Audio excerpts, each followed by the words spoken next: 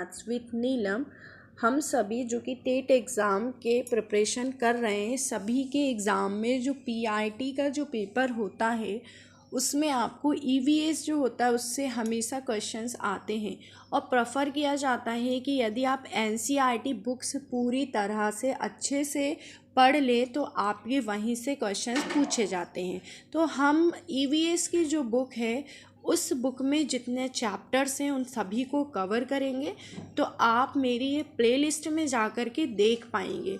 और सबसे पहले तो यदि आपने चैनल को सब्सक्राइब नहीं किया है तो आप चैनल को सब्सक्राइब कर लें ताकि आपको सभी जो भी न्यू नोटिफिकेशन न्यू टॉपिक्स के हों मिल पाएँ। तो देखिए, आपकी हमने 3rd क्लास से बुक स्टार्ट की है। तीसरी कक्षा के लिए जो पर्यावरण अध्ययन की पाठ्य पुस्तक है जो कि एनसीईआरटी की है, उसका नाम है आपका आसपास। सबसे पहले तो मैं आपको जो इसमें कंटेंट है उससे आपका परिचय कराती हूँ, फिर हम कुछ चैप्टर्स 3-3 करके चैप्टर्स जो रहेंगे आपके हर वीडियो में कवर करने वाले हैं और जो कि आपके इम्पोर्टेंट पॉइंट्स हैं वो हमने यहाँ पर अंडरलाइन भी कर देंगे। अब हम कंटेंट की बात करते हैं कि आपका कंटेंट क्या है, आपकी विषय सूची। इसमें आपको पढ़ना क्या क्या है। सबसे पहले जो आपका पाठ है वो है डाल डाल पर ताल ताल पर। सेकंड है, दूसरा है पौधों की परी। थर्ड है पानी रे पानी। 4 है हमारा पहला स्कूल। फिर 5 है छोटू का घर। 6 है खाना अपना अपना। 7 है बिन बोले बात। 8 है पंख फैलाए उड़ते जाएं। 9 है बादल आए बारिश लाएं पकाए खाएं। 10 है 11 है यहाँ से वहाँ। 12 है काम अपने अपने। 13 नंबर का जो चैप्टर है वो है छू कर देखें। 14 है कहाँ से आया किसने पकाया। 15 है आओ बनाए बर्तन। 16 है खेल खेल में। 17 है चिट्ठी आई। 18 है ऐसे भी होते हैं घर। 19 है हमारे साथी जानवर। 20 है बूंद बूंद से। 21 है तरह तरह के परिवार। 22 है दायां बायां। 23 है कपड़ा सजा के से। 24 है जीवन का जाल। तो आपका पूरा जो विषय सूची है इसमें आपके 24 चैप्टर हैं, 24 पाठ हैं। हम इन सभी पाठों को बारी बारी से कंप्लीट करेंगे और एक चैप्टर में मैं 3-3 पाठ को कवर करूंगी। यदि बड़ा पाठ होगा तो हम 2 ही लेंगे। चलिए, सबसे पहले का जो आज हमारा है वो है आपका डाल डाल पर ताल ताल पर। देखिए, हम फिर से देखें, डाल डाल पर ताल ताल पर। इस पाठ को हम पढ़ने वाले हैं। जो भी आपकी इम्पोर्टेंट रहेगा मैं उसे अंडरलाइन करते हुए आपको बताऊंगी। जैसा कि नाम है इस पाठ का, डाल डाल पर ताल ताल पर।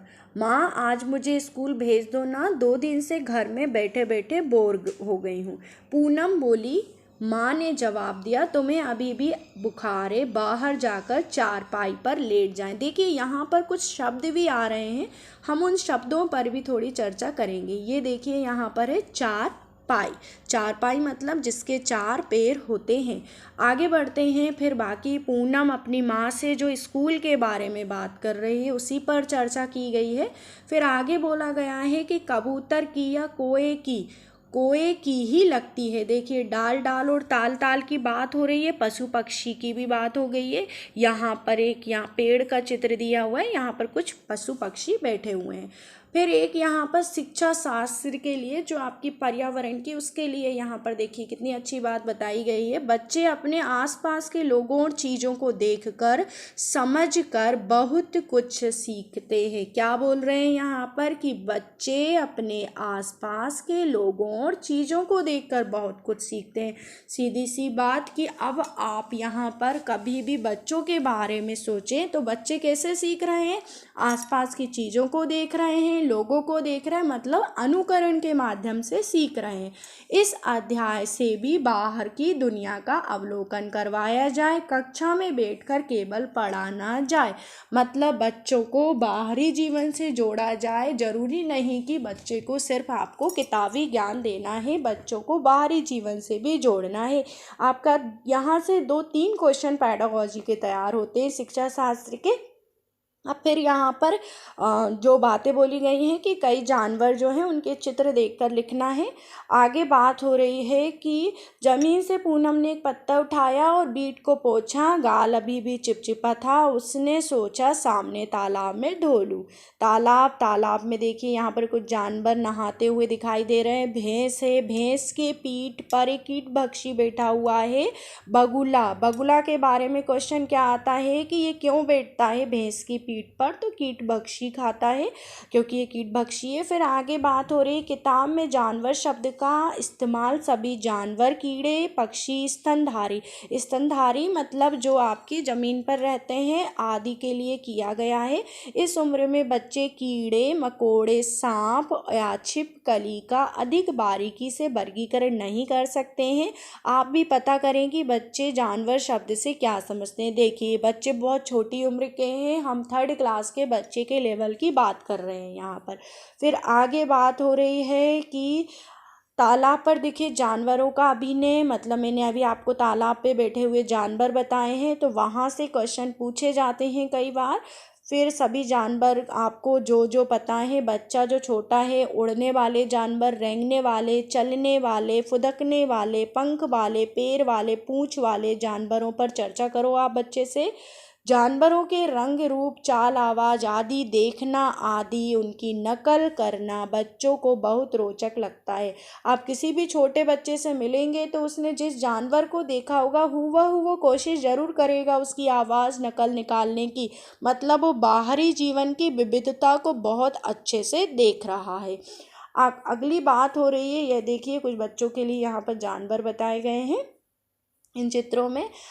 यहाँ एक पहेली दी गई है। इस पहेली में बोला गया है कि उसका नाम ढूंढना है। ये जो छत पर बैठ कर केला खाऊं, इधर उधर में कूद लगाऊं, मतलब बंदर की बात हो रही है। तो बच्चों को थोड़ी सी मानसिक प्रक्रिया के लिए ये दी गई है। अब आगे बोल रही है कि पहली 6 का आधार पंचतंत्र की कहानी खरगोश और कछुआ है। कहानी सुनाकर बच्चों को पंचतंत्र की और कहानियाँ पढ़ने के लिए प्रेरित करें।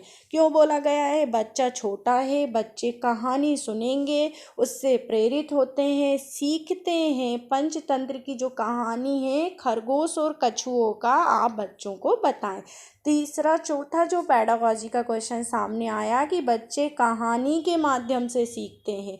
फिर बात आ रही है यहाँ पर कि कुछ बच्चों को आप प्रैक्टिकल करके बताएं कि हाथों से बच्चे देखिए ये कागज़ गीला कर रहे हैं, कुछ चित्र बना रहे हैं, मतलब बच्चों को आप प्रायोगिक जीवन से जोड़ने की भी कोशिश करें। फिर आपका एक और पेडागॉजिकल टर्म निकल के आ रही है यहाँ पर, बच्चों को सृजनात्मकता गतिविधियाँ जैसे उंगलियाँ अंगूठों पर रंग लगाकर चित्र बनाना अच्छा लगता है। उन्हें अपनी इच्छा से अलग अलग तरह के डिज़ाइन बनाने के लिए प्रोत्साहित करें। सीधी बात, हाँ बच्चे की बात करेंगे, बच्चे को आपको प्रोत्साहित करना है कार्य करने के लिए। बच्चा खुद से कार्य करने के लिए प्रेरित होगा। यहाँ पर जो भी ज़रूरी बातें हैं मैं आपको बताती जा रही हूँ। बच्चों को प्रोत्साहित करें कि वे जानवर को ध्यान से देखें और अपने मन से चित्र बनाएं। मन से चित्र मतलब उनका जो आंतरिक ज्ञान है वो निकल कर बाहर आएगा, तभी वो जीवन से जुड़ पाएंगे। ये शिक्षा शास्त्र की आपकी बात हो गई। समूह में चित्र बनाने में बच्चों को सहायता की आवश्यकता हो सकती है। जब बच्चा समूह में बैठेगा तो सभी बच्चे आपस में मिलजुल कर काम करेंगे और यहाँ पर एक सामाजिकता भी की भावना भी बढ़ेगी। फिर आगे बात कर रहे हैं जिक्सा का खेल। देखिए जिक्सा जो पहेली है, इस पहेली से हर बार क्वेश्चन पूछा गया। क्या होता है ये पहेली? थोड़ा सा इस पहेली को जानने की कोशिश करते हैं। जिक्सा में किसी चित्र के ऐसे टुकड़े होते हैं कि उनको मिलाने के लिए बहुत दिमाग लगाना पड़ता है। जिक्सा मतलब क्या होता है? सबसे पहले तो मैं आपको बताने की कोशिश करूँगी कि बच्चे जब छोटे होते हैं, यदि हम उसे कोई भी जो जानवर वो देखते हैं, आसपास की प्रकृति को जो वो देखते हैं, उनसे कोई चित्र दे दें और वो थोड़ा सा कुछ अलग अलग पार्ट में हम विभाजित कर दें, छोटे छोटे टुकड़ों में विभाजित करें, बच्चे को जोड़ने के लिए बोलें। जब बच्चा उसको जोड़ता है तो वो जिक्सा पहेली को हल करता है और जिससे उसकी दिमागी कसरत होती है, दिमागी व्यायाम होता है। आगे बात कर रहे हैं हम पैडागॉजिकल, एक और टर्म आपको मिली यहाँ पर। यहाँ गतिविधि चीज़ों को क्रमानुसार लगाने का शुरुआती कदम है। बच्चा छोटा है, अगर वो इस टाइप की गतिविधि करेगा तो वो उसका शुरुआती कदम है। धीरे धीरे बच्चा अपने अनुभव के आधार पर चीज़ों को जोड़ेगा। चूहा चिड़िया से भी छोटा हो सकता है और बड़ा भी, और धीरे धीरे वो आकार में भी परिवर्तन करना सीखेगा। अब बात हो गई है हमारी जिक्सा की। जिक्सा पहेली के बारे में बच्चों को बुक में लास्ट में क्वेश्चन आंसर के बाद इस तरह का दिया जाता है, बच्चे उन नंबरों के आधार पर उन्हें जोड़ते हैं। जिक्सा ऐसा बनाया जाए कि उसमें चुनौती हो, सीधे सीधे टुकड़े ना हो, जो आसानी से जोड़ सके। मतलब बच्चे थोड़ा सा अपने दिमाग को लगाने की कोशिश करें। तो इस तरह से हमने जो है डाल डाल और ताल ताल वाला जो पार्ट था वो कंप्लीट किया। अब हम सेकंड वाला चैप्टर लेते हैं। आपका सेकंड चैप्टर, एक और बात है जो मैं आपसे डिस्कस करना चाहती हूँ इस चैप्टर को आपको रीड कराने से पहले, कि हम अभी ईवीएस का हिंदी मीडियम वाले सभी चैप्टर्स को पार्ट को कवर करेंगे। इसके बाद में आपको ईवीएस इंग्लिश मीडियम में भी पूरा कंप्लीट एक प्लेलिस्ट में दूंगी। तो जिन लोगों ने भी चैनल को सब्सक्राइब नहीं किया है वो चैनल को सब्सक्राइब करें ताकि आपको न्यू नोटिफिकेशन मिल सके। यदि आप हिंदी मीडियम की बुक से पढ़ना चाहते हैं तो हिंदी मीडियम भी आपको प्रोवाइड हो जाएगा प्लेलिस्ट में, और इंग्लिश मीडियम की भी मैं आपको ईवीएस प्रोवाइड करूँगी। अब हम चैप्टर सेकंड पर बात कर रहे हैं। बात हो रही है पौधों की परी। पौधों की परी मतलब सीधी सी बात है कि आप पौधों से संबंधित बात पे चर्चा करने वाले हैं। यहाँ पर पौधों से संबंधित बात पे चर्चा करेंगे हम। रविवार को हम सब बच्चे पास के बगीचे में गए, वहाँ सबने छुपन छुपाई और अंताक्षरी खेली, बहुत मज़ा आया। अब बात हो रही है यहाँ पर, देखिए सब बच्चे मिलकर जो खेल खेलेंगे उसमें बच्चे की सामाजिकता की भावना का विकास होता है, आप इस बात को याद रखें। फिर उनके साथ एक बड़ी दीदी थी, उन्होंने बोला कि मैं आप सबको एक खेल सिखाऊंगी। तो उन्होंने बोला कि मैं बन जाती हूँ पौधों की परी। अब कौन बनी थी पौधों की परी? दीदी। पौधे की परी जिस चीज़ का नाम लेगी तुम्हें उसे छूना होगा। खेल क्या खेला कि जब जब पौधों की परी जो मतलब वो दीदी जिस भी पौधे का नाम लेगी उस पौधे को बच्चों को छूना होगा। मतलब इससे बच्चे क्या सीखेंगे? पौधों के बारे में सीखेंगे। दीदी ने नाम लिया कि आप ये वाला पौधे, दीदी ने छुआ पौधे को तो बच्चे समझ पाएंगे कि ये कौन सा पौधा है। देखिए यहाँ पर किस किस पौधे की बात हो रही है। चमेली की बात हो रही है, चमेली की बेल। माइकल ने मेहंदी की झाड़ी को छुआ, मेहंदी के पौधे की बात हो रही है। नीम के पौधे की बात हो रही है। तो देखिए बच्चे जो छोटे होते हैं वो इन पौधों को कैसे पहचानेंगे, ये एक खेल उनकी दीदी साथ में खेल रही है। फिर एक पैडोलॉजिकल जो टर्म निकल कर आ रही है यहाँ पर, बच्चे इस बारे में बातचीत की जा सकती है बच्चों से कि उनके यहाँ छुपन छुपाई, अंताक्षरी आदि खेलों को किस नाम से पुकारा जाता। अब बात हो रही है बच्चे जब क्लास में बैठते हैं तो सभी की पृष्ठभूमि अलग अलग होती है। कोई किसी समाज से, कोई किसी और भाषा से संबंधित होता है, तो हम ये उन सब से जान सकते हैं कि आपके यहाँ पर अंताक्षरी को क्या बोला गया, इस खेल को क्या बोला गया। तो उससे दूसरे जो बच्चे होंगे उनको उन शब्दों का भी ज्ञान होगा। मतलब क्लास में, कक्षा में सभी तरह के बच्चों की भावनाओं को स्थान देना चाहिए। अब बोल रहे हैं यहाँ पर पौधों के बारे में जो खेल हुआ उससे तना कैसा होता है, मोटा पतला, इस बात पर भी आगे खेल खेला गया। फिर आपके लिए यहाँ पर जो टर्म है, इन सभी में ज़रूरी जो बात है वो यहाँ पर बच्चे यह खेल खुद खेलकर पेड़ पौधों में पाई जाने वाली विविधता को देखकर महसूस कर पाएंगे। अलग अलग बच्चे यदि पौधों की परी बनेंगे तो बच्चा खुद वर्गीकरण का आधार चुनेंगे। मतलब क्या हुआ यहाँ पर, जब बच्चा छू कर देखेगा, पकड़ कर देखेगा, अनुभव करेगा, क्या अनुभव करेगा कि चीज़ पतली है, मोटी है, उसकी प्रकृति कैसी है, और अनुभव के आधार पर जब बच्चा सीखेगा तो वह उसके दिमाग में बिल्कुल इस तरह से स्थापित होगा कि बच्चा कभी भी नहीं भूल पाएगा। छोटा बच्चा है वो खुद के अनुभव से सीखेगा, आप इस बात पर अवश्य ध्यान दें।